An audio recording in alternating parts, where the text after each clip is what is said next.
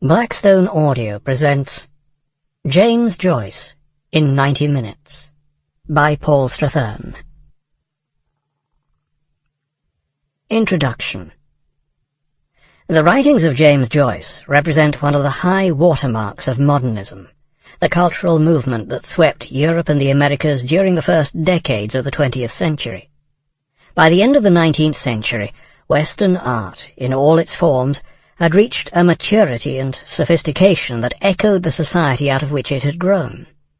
But in achieving such a civilized veneer, this bourgeois-dominated society had also become staid, stifling, and hypocritical. Unacceptable elements of human behavior, such as our primitive sexuality, instinctive aggression, and the perversities of our imagination, were swept under the carpet. Society was beginning to suffocate the very impulses that had caused its dynamic creation. In 1899, Sigmund Freud published his Interpretation of Dreams.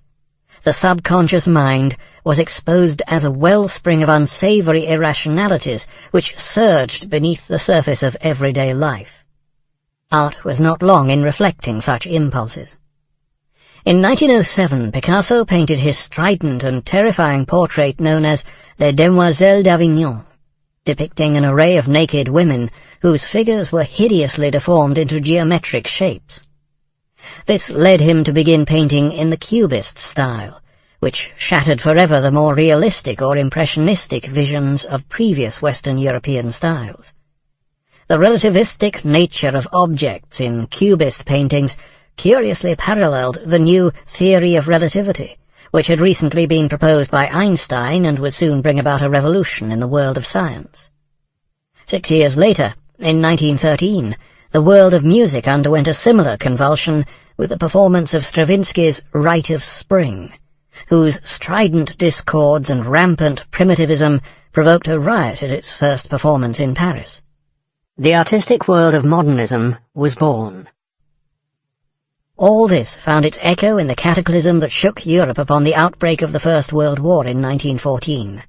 The stable and prosperous larger nations of Europe now became locked in an internecine struggle which shattered their smug and stable societies once and for all. In the midst of this war, one of Europe's largest nations, Russia, succumbed to revolution and the formation of an entirely new society under communism. At the end of 4 long years of war, Europe's most extensive empire, that of Austro-Hungary, simply collapsed, falling apart into a number of distinct nation-states. During this prolonged period of artistic and social upheaval— Sample complete. Ready to continue?